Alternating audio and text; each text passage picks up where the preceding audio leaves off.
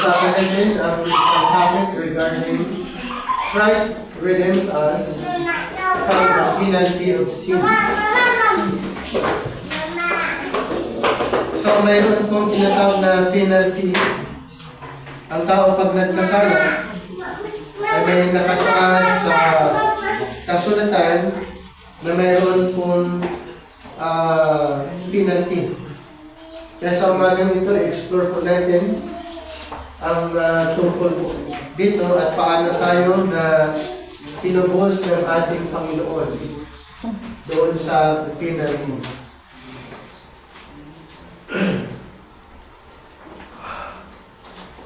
So Christ redeemed humanity from the penalty of sin, death, and eternal separation from God by dying on the cross as a substitutionary sacrifice. So, anong ibig sabihin po?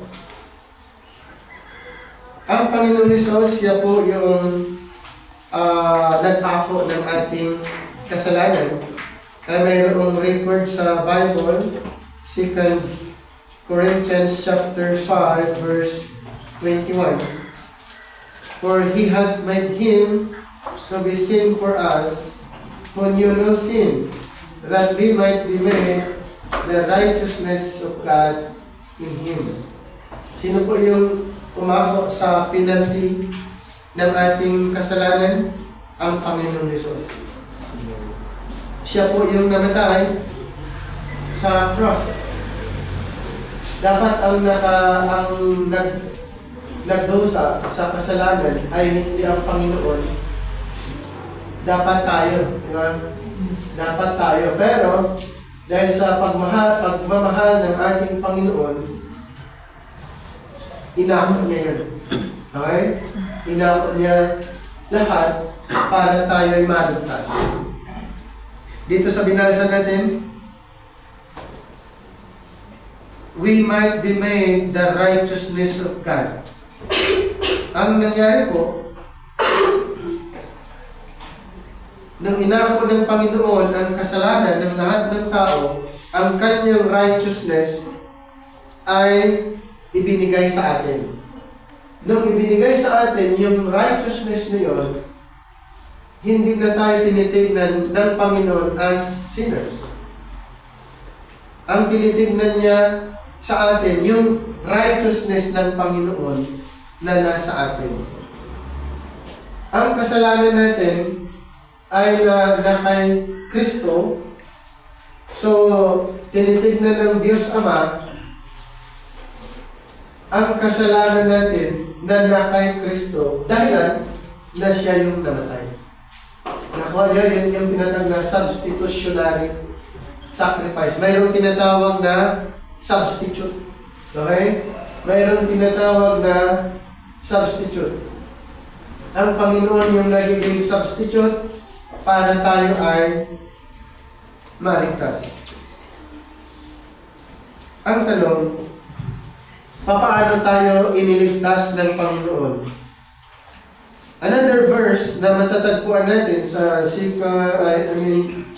Ephesians 2, 8 hanggang 9, for by grace are ye saved through faith, and that not of yourselves, it is the gift of God, not of works, lest any man should boast. So, for by grace. Ang salvation, ang kaligtasan po, ay sa pamamagitan ng biyaya ng ating Panginoon. Hindi po tayo yung nag-perform para maligtas. Hindi po enough ang ating ginagawa para iligtas tayo. Kundi, yung work ng Panginoon mismo sa cross ay tama na po or enough na po yun para tayo maligtas. Wala na pong additional. Ang pagpunta sa church, hindi ibig sabihin pumunta tayo para maligtas. Hindi po. Pumunta tayo sa church dahil tayo ay ligtas na. Tayo ay niligtas na ng Panginoon. Na meron tayong fellowship, Hindi ibig sabihin na pumunta tayo para maligtas. Hindi po makapagligtas ang simbahan. Ang makapagligtas po ay ang paniniwala natin kay Kristo. Nandito tayo for spiritual growth. Nandito tayo for nurturing. Nandito tayo para lumago. Hindi ibig sabihin, nandito tayo para maligtas. Dahil meron pong ganong konsepto na pumunta sa church para maligtas or para mabawasan ang kasalanan. Hindi po. Hindi tayo pumunta dito para maligtas, hindi tayo pumunta dito para bawasan ang kasalanan. Pumunta tayo dito para lumago bilang mananampalataya. Okay? Nagbago yung ano. So the penalty paid, the wages of sin is death. But Jesus paid this penalty in ano yan? Fall on the cross. Ayan. So ulitin ko ba, the penalty, ito po. The penalty paid. Bayad na. Di ba? Yung parusa, bayad na po. Sino po ang gumawa? Ang Panginoon. Di ba ang kabayaran ng kasalanan kamatayan, tama?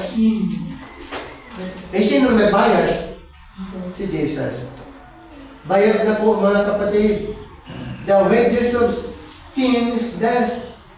But Jesus paid this penalty.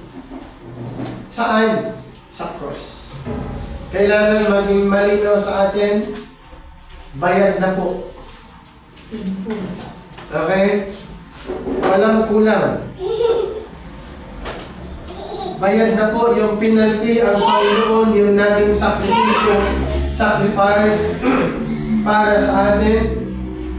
Kaya lagi natin sinasabi, dapat nating seryosohin yung ating pagsamba sa ating Panginoon. Dahil ito po ay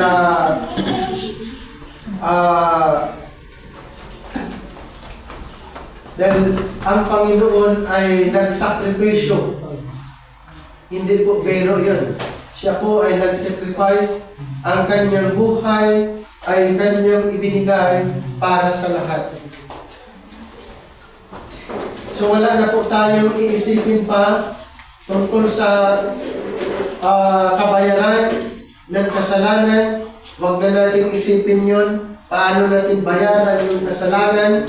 Dahil bayad na. Ang Panginoon ang gumawa. Ano ngayon ang iisipin natin? Paano lumago bilang mananampalataya? Paano mag-grow spiritually? At saan pwedeng lumago ang isang believers? Dito sa church. Kaya nga may mga preachers, may mga pastors, ministers na nagtuturo paano lumago ang bawat isa. Dahil hindi na natin iniisip paano kaya bayaran yung kasalanan. Paano ko kaya babayaran yun? Babayaran through good works? Babayaran through attending churches? Or any Christian activities? Hindi po. Wala na po tayong iisipin doon kung paano bayaran ang kasalanan dahil bayad na. Ang isipin na lang natin mga kapatid, paano lumago? Paano mag-grow spiritually? Nakuha niyo point. Next. Substitutionary atonement. Una, naging nabago yung mga letters. Siguro sa setup ng computer. Anyway, substitutionary atonement. Anong ibig sabihin nun? Pag sinabing atonement ay minsanan lang. At one moment. Atonement. Substitutionary atonement, minsan lang pong ginawa ng Panginoon. Minsan lang namatay ang Panginoon sa cross. Hindi katulad sa Old Testament na yearly silang nagkakatay ng mga animals bilang substitute, bilang substitutionary atonement. Yearly, ginagawa ng mga Israelites. Ngayon po ay hindi. Hindi po yearly ang Panginoon na mamatay sa cross. Nakuha niyo po yun? Minsan lang. Substitutionary atonement at one moment, minsan lang siya naging substitute. Christ took our place, enduring the punishment and God's wrath that we deserve, allowing us to be reconciled to God. Nakuha? Christ took our place. O dapat lahat tayo yung nakabitin dyan sa cross. Enduring the punishment, ganun po ang nangyari. And God's wrath that we deserve, sana. So ang galit ng Panginoon na dapat sa atin, kanino napunta yung galit? Kay Kristo po napunta yung galit ng Ama, ng Diyos. Ang galit ng Diyos doon napunta sa kanyang anak, na ito yung dahilan na tayo ay ma-reconcile sa Panginoon. Dapat maging dapat malaman natin, mga kapatid, para yung idea na kung gaano kahirap ang nangyari, gaano kahirap ang ginawa ni Kristo sa cross para lang tayo ay maligtas. Next, release from the curse. Ano sabi sa Galatians 3:13? Isang reason po, mga kapatid, para ang tayo mapalaya doon sa sumpa. 3:13 ng Galatia. Christ hath redeemed us from the curse of the law, being made a curse for us, for it is written, cursed is everyone that hangeth on a tree. Ganun po yung senaryo. Si Kristo ay nagiging sumpa. Instead na tayo. Lahat ng mga nakabitin sa cross, sila po yung mga sinumpa. Okay? At si Jesus Christ, isa siya doon. So highlights that Christ redeemed us from the curse of the law by becoming a curse for us. Ang Panginoong Jesucristo ang nagiging sumpa. So naalis yung curse sa atin. Wala na yung curse. Dahil si Kristo yung nagiging curse. Yung sumpa. So ulitin ko po, ang Galatians chapter 3:13 highlights that Christ redeemed us, tinubos niya tayo from the curse of the law and by becoming a curse for us. Yan yung isa sa plano ng Panginoon para tayo mamuhay na hindi ilalim sa sumpa. Tayo ay namumuhay na hindi na maparusahan. Romans 1, Romans chapter 8 verse 1.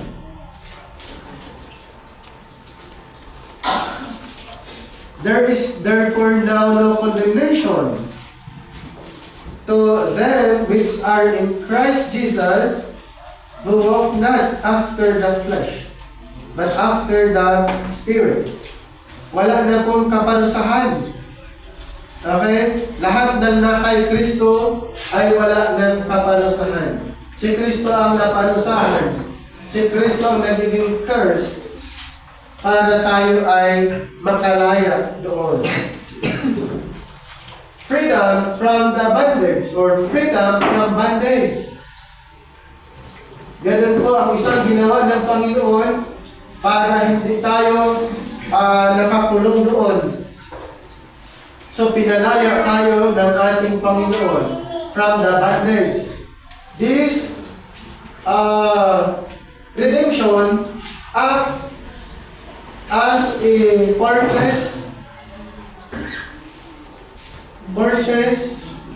ano yan? Moving believers from bondage to sin and death into freedom and new life. Ayan. Freedom from bondage. Ibig sabihin, tayo po ay hindi na sakop kung anumang mga katuruan sa kapanahonan noon. Ang mga believers na yun ay hindi na sakop doon. Mayroong sinabi si Apostle Paul sa Romans 6:14, "For sin shall not have dominion over you, for you are not under the law but under grace."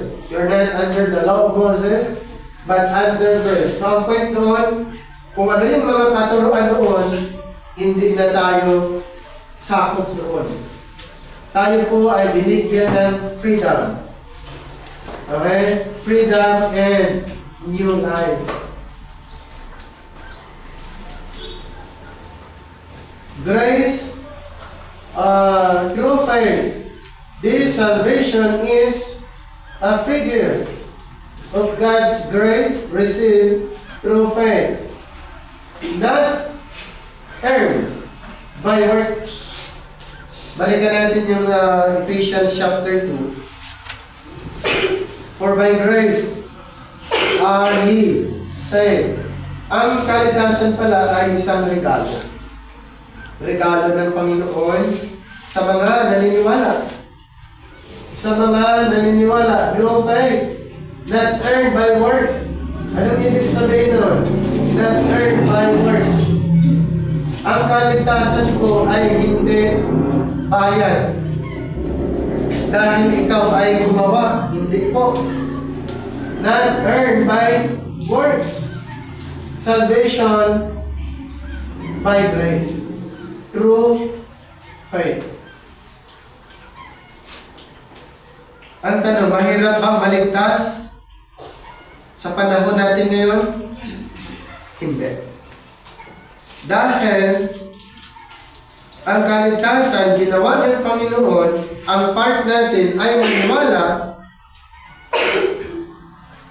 and then pag tayo ay naniwala sa kanyang ginawa mismo sa cross, tayo ay idiniklarang saved. Tayo ay idiniklarang justified.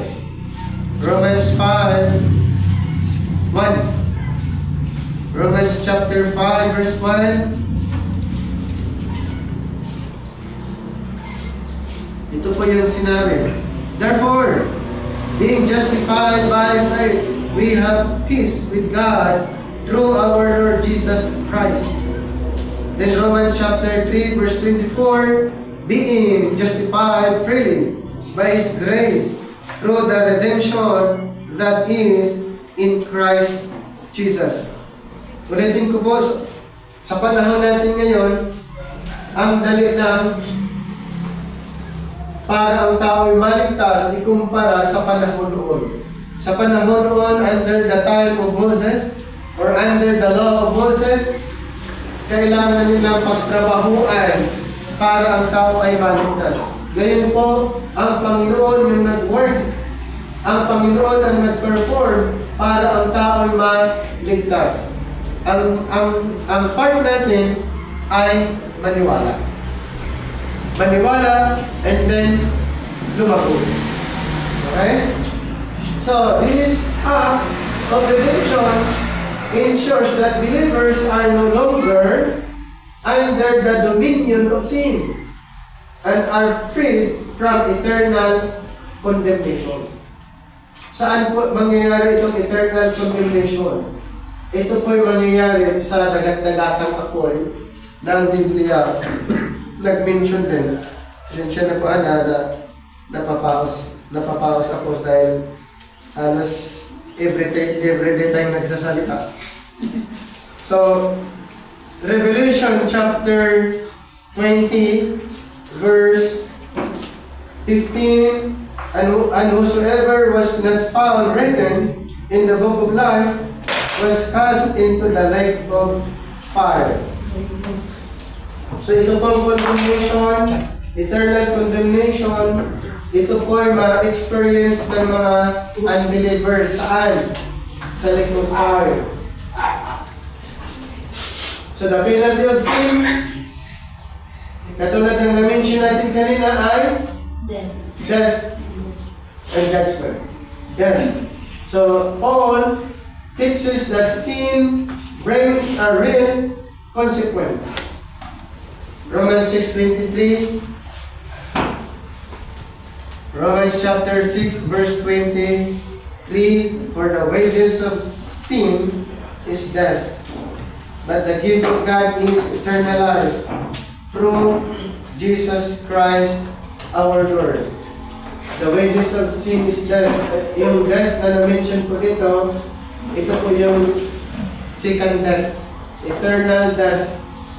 At maranasan po ng mga unbelievers sa lake of fire.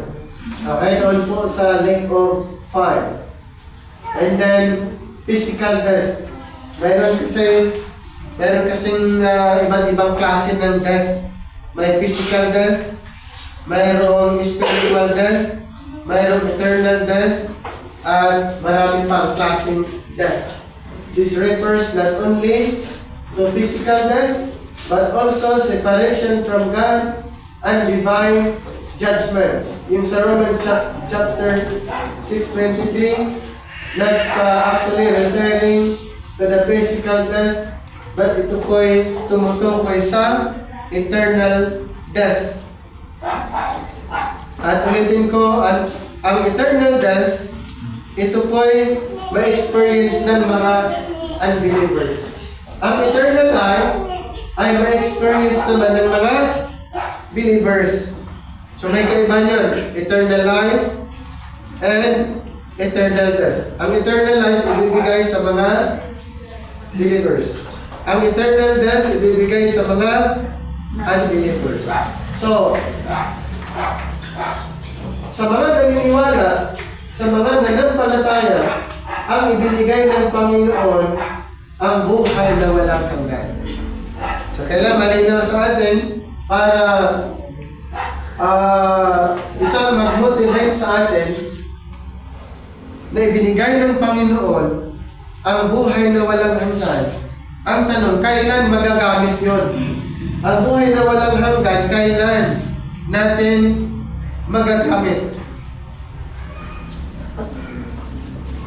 Pag ang ating katawan ay napalitan ng glorified body. So lahat tayo sa mundong ibabaw, temporary, pero ang Panginoon mayroong inihanda na glorified body. Isa yan sa mga napag-usapan natin. Dito po sa 1 Corinthians 15 verses 48 to 49, as is the earthly, such are they also that are earthly or earthly. And as in the heavenly, such are they also that are heavenly. 49, and as we have borne the image of the earthly, we shall also bear the image of the heavenly. Then 52, in a moment, in the twinkling of an eye, as the last trump of the trumpet shall sound, and the dead shall be raised incorruptible, and we shall be changed. So, malinaw po. Yung ating katawan na temporary, papalitan ng eternal or tinatawag na eternal life. Meron pang mababasa natin sa Titus chapter 1 verse 2, isang pangako ng Panginoon, in hope of eternal life, which God that cannot lie promised before the world began. So ano po yung ibibigay ng Panginoon. Pag ang tao ay naniniwala, eternal life. Pag hindi naman, yan po yung eternal judgment or yung tinatawag na eternal death or second death. Next, Christ took the penalty on our behalf. Sa Romans 5:8-9, Romans chapter 5 verses 8-9, but God commended His love toward us in that while we were yet sinners, Christ died for us. Much more then, being now justified by His blood, we shall be saved from the wrath through Him. Dito sa verse 9 sinabi, being now justified by His blood. Sino po yung na-justified by His blood? The believers. We, the believers. So ang lahat ng na-justified na walang sala, we shall be saved from the wrath. Meron kasing tinatawag na puot, galit ang Panginoon, doon po tayo iniligtas sa puot, galit ng ating Panginoon. Paul emphasizes substitution. Christ suffered what sinners deserve. Christ suffered what sinners deserve. Saan siya nag-suffer? Dito po. Saan siya nahirapan? Dito po, sa cross na yan. Para ang tao ay maligtas. Paul explains that Christ died for us while we were sinners, and through His blood, we are saved from God's judgment. Ayan. We are saved from God's judgment. Lahat po ng makasalanan ay mayroong God's judgment. Pero sa mga nanampalataya, iniligtas tayo doon sa parusa. Okay? Kaya pag sinasabing, tayo ba ay saved? Yes. Saan tayo iniligtas? Sa parusa. Kaya kailangan malinaw sa ating pagtatanungin, kayo ba ay ligtas na? Yes. Dahil hindi tayo dadaan sa parusa. Iniligtas tayo doon sa inihandang parusa. Okay, hindi po pwede na, hindi pa ako sure. Hindi po. Dapat 100% ikaw ay sigurado. Ligtas ka doon sa parusa. Dahil ikaw ay naniniwala sa ginawa ng ating Panginoong Hesus. Yun po ang pinaka-object para ang tao ay makaiwas sa parusa ng Panginoon. Ang gagawin mo, maniwala sa Ebanghelyo. In 2 Corinthians 5:21, Paul says, Christ, though sinless, was treated as sin for us, so that we could be made right with God. Naunawaan yung point kung bakit si Kristo namatay? Bakit siya namatay na supposed to be dead? Dahil sa kanyang pagmamahal sa atin. Dahil sa kanyang pag-ibig. So ang pinaka-demonstration ng pagmamahal ng Panginoon ay ito, cross. Kaya pala, ang cross ay mayroong power para ang tao ay maligtas kung maniwala. 1 Corinthians 1:18. 1 Corinthians 1:18. For the preaching of the cross is to them that perish foolishness, but unto us which are saved, it is the power of God. So napakahalaga po. Message of the cross. Dapat nating paniniwalaan ang mensahe tungkol sa cross dahil mayroong power. Sa mga naniniwala, sila ay maligtas. Maligtas sila sa kaparusahan. Redemption and justification, Paul uses legal and marketplace language. Redemption means being bought back from slavery. Kaya Ephesians 1:7, sa Ephesians 1:7, tayo po ay kanyang tinubos. 1:7. Ito po yung sinabi sa Efeso, in whom we have redemption through His blood, the forgiveness of sins according to the riches of His grace. So, ayon kay Apostle Paul, we have redemption through Christ's blood and forgiveness of sins. So tayo po ay na-redeem, na tinubos, at napawalang sala. So justification meaning being declared righteous.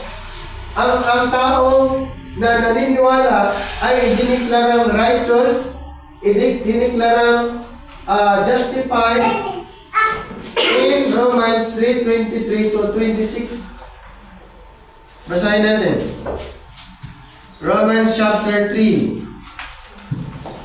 We start from 23 hanggang 26.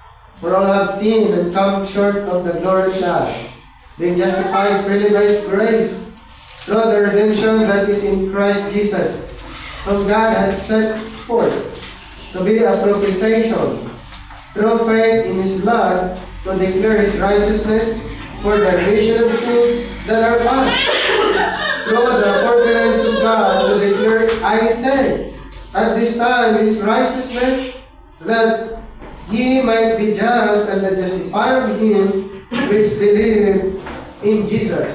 So, ayon kay Apostle Paul, in-explain niya that all have sinned, but God justifies sinners freely by His grace. Di ba lahat makasalanan? Pero by God's grace, ano pong ginawa niya? Ang makasalanan ay pinawalang sala. God justifies sinners freely by His grace through Christ's sacrifice. Kaya, ang tingin ng Panginoon sa mga mananampalataya ay justified. Ang tingin niya sa mga mananampalataya ay righteous. Okay? God justifies sinners freely by God's grace. By grace through Christ's sacrifice. Kaya sa 2 Corinthians 5, kung babasahin natin, 5, 18, 19, and all things are of God, who hath reconciled us to Himself by Jesus Christ, and hath given to us the ministry of reconciliation. So, with that God was in Christ reconciling the world unto Himself, not imputing their trespasses unto them, and had committed unto us the word of reconciliation. So to wit that God was in Christ, okay, not imputing their trespasses unto them. Ano po ang na-impute sa atin? Imputed unto us His righteousness. Hindi po yung sin. Next, freedom from the laws. Paul teaches that Christ removed the law's penalty. Sa Galatians 3:13 says, Christ redeemed us from the curse of the law by becoming a curse for us. So the punishment demanded by the law was placed on Christ instead of us. Diba ang kautusan ay nagdi-demand ng punishment. Pero ang nangyari, ito po, instead of us, Christ died. Inako niya yung punishment na according to the law of Moses, lahat ng mga nagkasala dapat parusahan. Hindi na po nangyari. Bakit? Inako na ng Panginoon yung demand ng kautusan na lahat ay parusahan. Inako na ni Kristo. No condemnation for believers. Kaya ang binasa natin kanina, wala ng kaparusahan or condemnation sa lahat ng mga naniniwala. And sa Romans 8:1 declares that there is now no condemnation for those who are in Christ Jesus. Wala ng kaparusahan or condemnation. Hindi na tayo parurusahan ng ating Panginoon since tayo po ay naniwala sa Kanya. The penalty of sin has been fully dealt with. Inako ng Panginoon. Kaya tayo po ay nandito bilang resulta po sa ating paniniwala sa Kanya. Nandito po tayo every Sunday, patunay na tayo po ay naniniwala sa Kanya. Patunay na tayo ay niligtas ng Panginoon sa kaparusahan. Okay? Ang part natin dapat lumako. At ito po ang right place. Every Sunday, mayroong fellowship. Ang purpose ay nurturing. Ang purpose ay encouragement. Ang purpose ay para mag-grow ang bawat isa spiritual. Bilang pagtatapos, ay kay Apostle Paul, since penalty is death and judgment, Christ took that penalty through his death. So believers are redeemed, forgiven, and justified. The lost curse is removed. There is no condemnation for those in Christ. Sana po, mayroon po tayong mga natutunan sa ating lesson sa umagang ito. At ito po ay magsilbing encouragement sa bawat isa. Manalangin tayo, Panginoon. Maraming salamat sa pagkakataon na inyong pinagkaloob. Salamat sa bawat isa na nakikinig. Salamat sa inyong mensahe na aming pinag-aaralan. Nawa, ang mga bagay na ito ay mananatili sa aming puso at isipan. Maraming salamat po, dakilang Diyos, at sa iyo namin pinagkakatiwala ang lahat sa pamamagitan ng aming Panginoon Hesus. Amen. Maraming salamat po.